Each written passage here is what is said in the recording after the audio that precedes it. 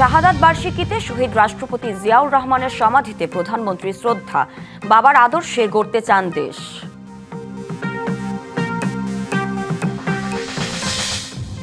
চব্বিশ ঘন্টায় হামের উপসর্গে আরও ৮ শিশুর মৃত্যু, আড়াই মাসে ঝরল ৫৮৩ প্রাণ। ৮ দিনে ৬ নবজাতকের মৃত্যুর তদন্তের সময় বাড়ল। বিনামূল্যে লবণ ব্যবহার না করে বিক্রির অভিযোগ, ২-৩ দিনে ঢাকায় এবং ৫ দিনের মধ্যে দেশজুড়ে চামড়া সংগ্রহ শুরু।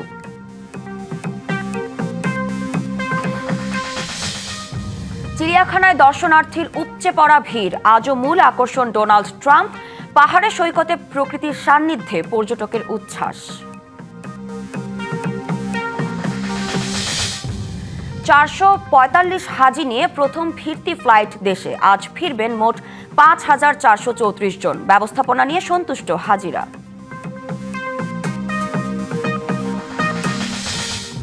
এবং অনুপ্রবেশকারী বাংলাদেশিদের বিতাড়িত করার কড়া বার্তা ভারতের কেন্দ্রীয় সরকারের, ঢাকার সহযোগিতা চায় দিল্লি।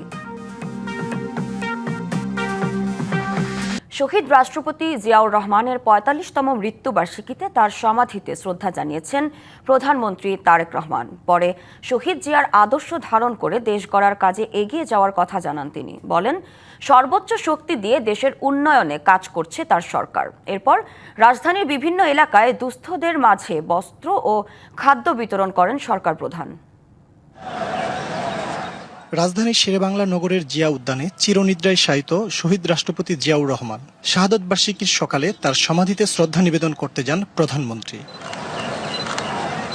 পুষ্পস্তবকের মাধ্যমে শ্রদ্ধা জানান বাবার সমাধিতে। এ সময় দলের জ্যেষ্ঠ নেতাদের নিয়ে প্রধানমন্ত্রী ভেজা চোখে ফাতেহা পাঠ করে বাবা জিয়াউর রহমানের রুহের মাগফিরাত কামনা করেন।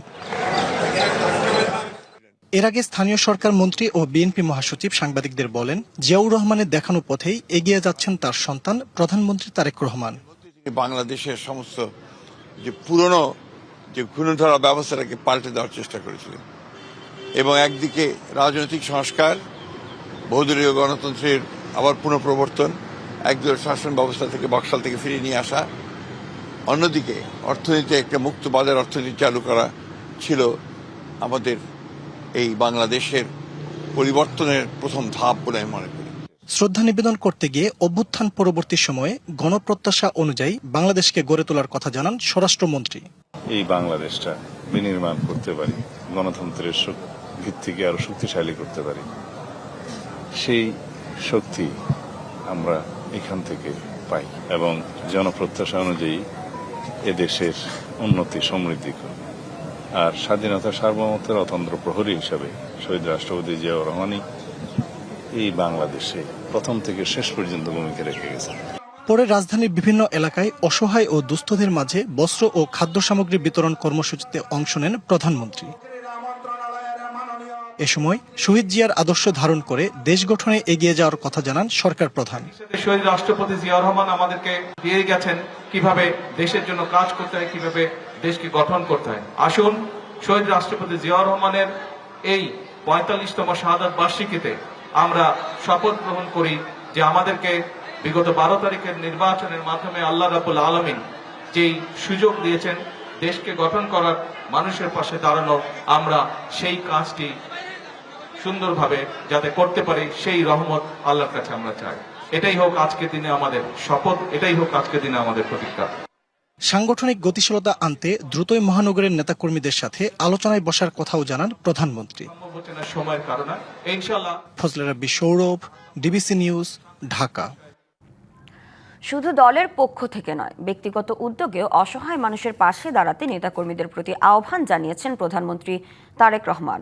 নয়াপল্টনে বিএনপির কেন্দ্রীয় কার্যালয়ের সামনে দুস্থদের মাঝে বস্ত্র ও খাদ্য বিতরণ শেষে প্রধানমন্ত্রী এ আহ্বান জানান। আপনাদের কাছে আমার আহ্বান থাকবে, শুধু দলের পক্ষ থেকে নয়, আপনাদের যাদের যাদের পক্ষে সম্ভব ব্যক্তিগত উদ্যোগেও চেষ্টা করবেন মানুষের, অসহায় মানুষের পাশে দাঁড়ানোর জন্য। এটাই শহীদ জিয়ার শিক্ষা। আসুন শহীদ জিয়ার এই শাহাদাত বার্ষিকীতে আমরা এটি শপথ গ্রহণ করি যে আমাদের যার যার অবস্থান থেকে আমরা শুধু রাজনীতি না, রাজনীতির বাইরেও আমরা চেষ্টা করব সারা দেশে বিভিন্ন কর্মসূচির মধ্য দিয়ে শহীদ রাষ্ট্রপতি জিয়াউর রহমানের শাহাদাত বার্ষিকী পালন করেছে বিএনপি ও অঙ্গ সংগঠনের নেতাকর্মীরা। সকালে চট্টগ্রামের রাঙ্গুনিয়ায় জিয়াউর রহমানের সমাধিতে শ্রদ্ধা নিবেদন করেন অর্থমন্ত্রী আমির খসরু সহ দলের নেতাকর্মী ও সর্বস্তরের মানুষ। এ সময় অর্থমন্ত্রী বলেন, জিয়াউর রহমানের হত্যার বিচার হবে কিনা তা সিদ্ধান্ত নেবে বিচার বিভাগ, কোনো রাজনৈতিক দল নয়। বগুড়ায় জেলা বিএনপি কার্যালয়ের সামনে দলীয় পতাকা অর্ধনমিত, কালো পতাকা উত্তোলন এবং প্রতিকৃতিতে শ্রদ্ধার মধ্য দিয়ে কর্মসূচির সূচনা হয়। রাজশাহী মহানগর ও জেলা বিএনপি বিভিন্ন কর্মসূচি পালন করেছে। এ সময় জিয়াউর রহমানের স্মৃতির প্রতি শ্রদ্ধা জানিয়ে তার আদর্শ বাস্তবায়নের প্রত্যাশা ব্যক্ত করেন ভূমিমন্ত্রী মিজানুর রহমান মিনু। নানা আয়োজনে খুলনায় জিয়াউর রহমানের শাহাদাত বার্ষিকী পালিত হচ্ছে। এছাড়া পটুয়াখালী, মোংলা, নওগাঁ, জয়পুরহাট, ভোলা সহ সারা দেশে শ্রদ্ধাঞ্জলি, দোয়া মাহফিল ও দুস্থদের মাঝে খাবার বিতরণের মধ্য দিয়ে জিয়াউর রহমান শাহাদাত বার্ষিকী পালন করেছেন বিএনপি ও অঙ্গ সংগঠনের নেতাকর্মীরা।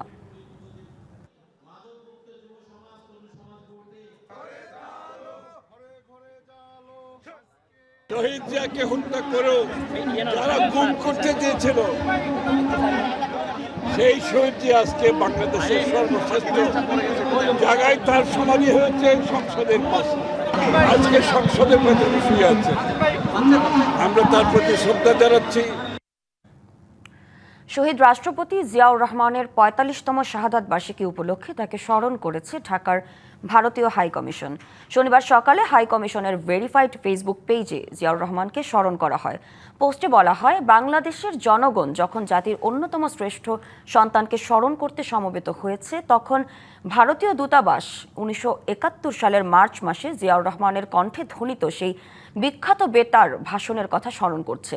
আরও বলা হয়, তার সেই ভাষণ নিপীড়নের বিরুদ্ধে প্রতিরোধ গড়ে তুলতে জনগণকে উদ্বুদ্ধ করেছিল এবং জাতীয় মুক্তির পথে এগিয়ে যেতে অনুপ্রাণিত করেছিল। রাজধানীর পোস্তায় কাঁচা চামড়ায় লবণ দেওয়ার কাজ শেষ। এখন ট্যানারি মালিকদের অপেক্ষায় আড়তদাররা। তবে যথাযথ সংরক্ষণের অভাব, সরকারের বিনামূল্যে দেওয়া লবণ সঠিকভাবে ব্যবহার না করায় অনেক চামড়া নষ্ট হয়েছে বলে অভিযোগ করেছেন আড়তদাররা। আগামী ২-৩ দিনের মধ্যে ঢাকা এবং ৫ দিন পর থেকে দেশজুড়ে লবণযুক্ত চামড়া সংগ্রহ শুরু করবেন ট্যানারি মালিকরা। ২ দিনের তুমুল ব্যস্ততা শেষে রাজধানীর ঐতিহ্যবাহী কাঁচা চামড়ার আড়ত পোস্তায় এখন শুনশান নীরবতা। সংগ্রহ করা চামড়ায় লবণ দিয়ে সংরক্ষণের কাজ শেষ করে এখন ট্যানারি মালিকদের অপেক্ষায় আড়তদাররা। লবণ টবণ দিয়া আমগো কাজ শেষ। 10 কেজি যায়, 12 কেজি যায়, 8 কেজি যায়, 6 কেজি যায়। এটা 3 মাস থাকতে পারে। লাভের আশায় তো আমরা লবণজাত করছি, এখন নির্ভর করবে ট্যানারির উপর। ওরা কি দামে, সরকারি দামে কি চামড়া যদি কিনে তাহলে লাভবান হবে। তবে যথাযথ সংরক্ষণের অভাবে এবারও বেশ কিছু চামড়া নষ্ট হওয়ার অভিযোগ উঠেছে। আড়তদারদের দাবি, কওমি মাদ্রাসায় সরকারের দেয়া বিনামূল্যে লবণ সঠিকভাবে ব্যবহার না করায় নষ্ট হয়েছে অনেক চামড়া। ঢাকার মালও আমিও ফালাইছি জিঞ্জিরায়, প্রায় 1-150 পাউন্ড ফালাইছি ছোট। যেহেতু এটা আমার লবণ দিলে আমার পোষাবে না, আর যদি আমি ফ্রি লবণ পাইতাম তাহলে এটা আমার দুঃখ ছিল। আমি এটা দিয়ে কামায় খাই। শিগগিরই ঢাকা ও আশপাশের এলাকা থেকে লবণযুক্ত চামড়া সংগ্রহ শুরু করবেন ট্যানারি মালিকরা। এরপর সারা দেশ থেকে চামড়া কেনা শুরু হবে। আমি নিজেই আশ্চর্য হয়েছি, বিশেষত যে সরকার যে লবণটা দিয়েছে, মোটা লবণ, সেখানে ঢাকার ভিতরে অনেক মাদ্রাসার চামড়া আপনার যে লবণটা দিয়েছে সেটা বিক্রি করে দিয়েছে। সেই লবণটা আমাদের ট্যানারি মালিকদের এখানে আসছে। আমরা পরবর্তীতে জানতে পারলাম যে এটা সরকার কর্তৃক আপনার দেওয়া। তারা চামড়াও বিক্রি করেছে, আপনার লবণও বিক্রি করেছে। তিনি জানান, এবার পশুর চামড়া সংগ্রহের লক্ষ্যমাত্রা পূরণ হবে। আমরা যে লক্ষ্যমাত্রা ধরেছিলাম 75 থেকে 80 লক্ষ পিস, সেটা হয়তো বা আপনার অর্জিত হবে। Yusuf Rana, DBC news, Dhaka. কুরবানির বর্জ্য ব্যবস্থাপনার খবর জানাতে রাজধানীর শাহজাহানপুর রেলওয়ে কলোনি থেকে সরাসরি যুক্ত হচ্ছেন সহকর্মী অজিত সরকার। অজিত, পশু বর্জ্য কার্যক্রম কেমন দেখছেন, বিস্তারিত জানাবেন। মিম, আজকে পবিত্র ঈদুল আজহার তৃতীয় দিন চলছে। আজকেও অনেক জায়গায় কিন্তু আমরা দেখেছি পশু কুরবানি দিতে। তো আসলে যে আজকে ঈদের 2 দিন পরও কিন্তু ঈদ যেদিন হয়েছে আর 2 দিন পরও কিন্তু আসলে রাজধানীর যে অস্থায়ী যে পশুর হাটগুলো ছিল, সেই পশুর হাটগুলো কিন্তু আসলে যে বর্জ্য কিন্তু আসলে পরিষ্কার করা হয়নি। আমরা অধিকাংশ অনেক হাটে আসলে আমরা দেখেছি আসলে যে আসলে ময়লা আবর্জনার স্তূপ কিন্তু রয়ে গেছে। বিশেষ করে পশুর যে খড়, গোখাদ্য, সেগুলো আসলে সব জায়গায় কিন্তু আসলে রয়ে গেছে। কিছু কিছু বাঁশ কিন্তু আমরা নিতে দেখছি। এছাড়া অধিকাংশ জায়গায় কিন্তু আমরা দেখেছি গোবর, খড়কুটো, আসলে ময়লার স্তূপ কিন্তু পড়ে আছে। একেবারে কাদা ছোড়াছুড়ি, বেশ দুর্গন্ধ কিন্তু আসলে ছড়াচ্ছে আশেপাশে। যে আমরা এই মুহূর্তে যে স্থানটিতে আছি সেটি রাজধানীর শাহজাহানপুর রেলওয়ে কলোনিতে আছে। এই কলোনিটিতে কিন্তু আসলে এবার অন্যান্য বছর কিন্তু শাহজাহানপুর বাজারে কিন্তু আসলে বাজার একটা মাঠে কিন্তু আসলে যে এই হাট বসতো, কিন্তু এবছর মাঠে না বসে কিন্তু রেলওয়ে কলোনির ভিতরে কিন্তু আসলে এই হাটটা বসিয়েছে কলোনির ভিতরে। একেবারে প্রত্যেকটা গলিতে গলিতে কিন্তু তারা কিন্তু পশুর এখানে রাখা হয়েছিল। আর এতে করে কিন্তু আসলে হাটগুলো আসলে আমরা দেখতে পাচ্ছি আসলে অধিকাংশ জায়গাতে কিন্তু ময়লা আবর্জনা কিন্তু কলোনির যে গলিগুলো আছে সে গলিতে কিন্তু একেবারে রাস্তার মাঝেই কিন্তু রয়ে গেছে।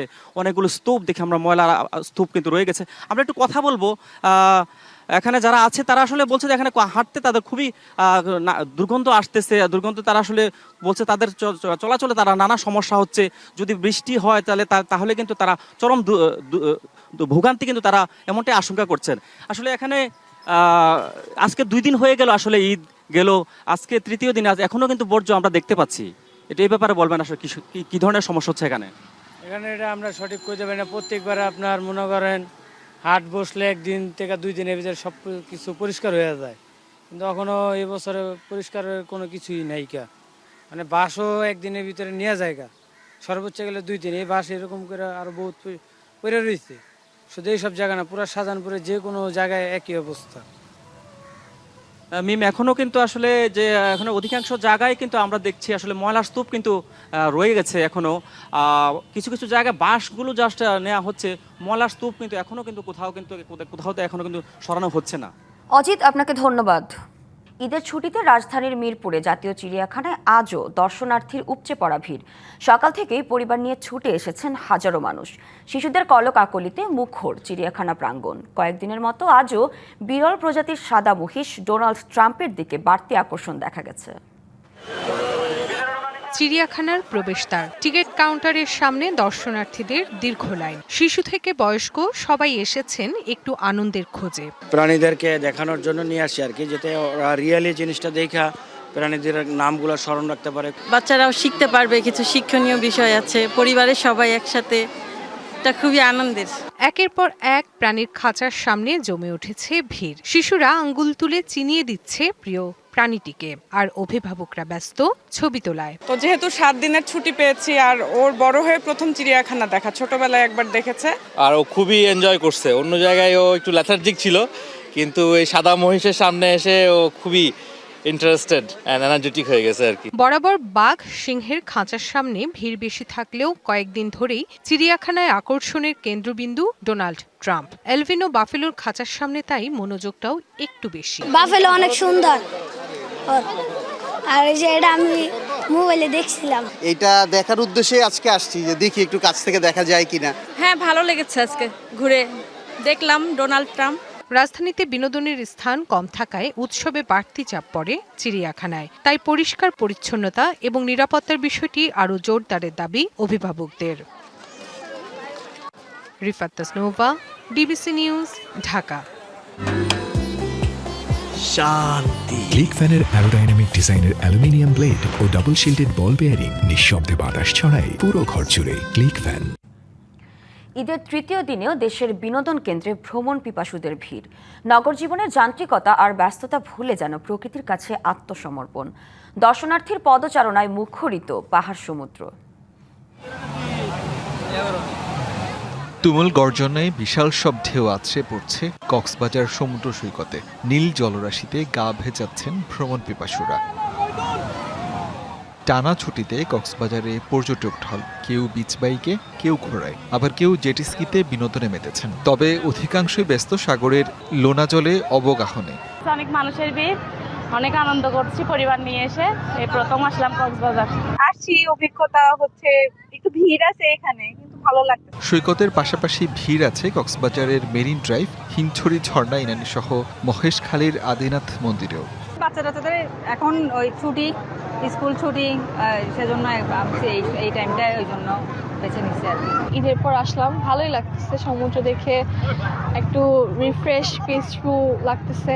কাঙ্ক্ষিত পর্যটকে খুশি হোটেল ব্যবসায়ীরা, নেওয়া হয়েছে পর্যাপ্ত নিরাপত্তা ব্যবস্থা।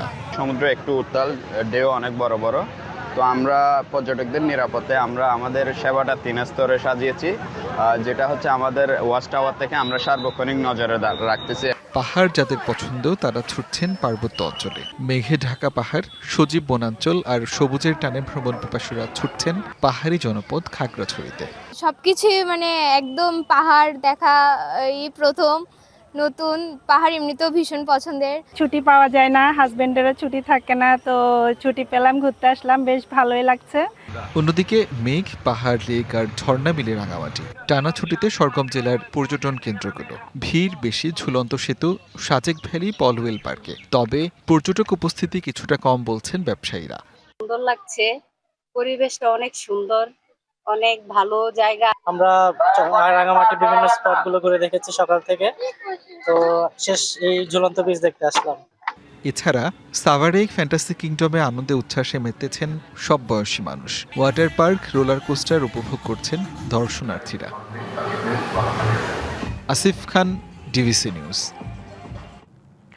অন্যান্য বারের মতো এবারও ঈদ উল আজহার ছুটিতে পর্যটকদের ঢলে মুখর হয়ে ওঠার কথা থাকলেও কুয়াকাটা এবার ব্যতিক্রমী চিত্র দেখা যাচ্ছে। ঈদের তৃতীয় দিনেও আশানুরূপ পর্যটক না আসায় হতাশ পর্যটন সংশ্লিষ্ট ব্যবসায়ীরা। এ নিয়ে আরও জানাতে সরাসরি যুক্ত হচ্ছেন সহকর্মী মাহমুদ হাসান রায়হান। রায়হান, আপনি তো আছেন সেখানে, আমাদেরকে জানাবেন এবার পর্যটক আসলে কমে যাওয়ার কারণ কি, বা সংশ্লিষ্টরা এ বিষয়ে কি বলছেন, আমাদেরকে বিস্তারিত জানাবেন। নৈসর্গিক সৌন্দর্যের লীলাভূমি কুয়াকাটা সমুদ্র সৈকতে, যেখানে সাপ্তাহিক যে কোনো শুক্র শনিবার ছুটিতে পর্যটকদের ঢল নামে এই কুয়াকাটাতে। তবে এবার ঈদ উল আজহার চিত্রটা খুবই ভিন্ন, কারণ এখানকার এখন পর্যন্ত ঈদের তৃতীয় দিন হলেও পর্যটকদের কিন্তু আনাগোনা দেখা যায়নি।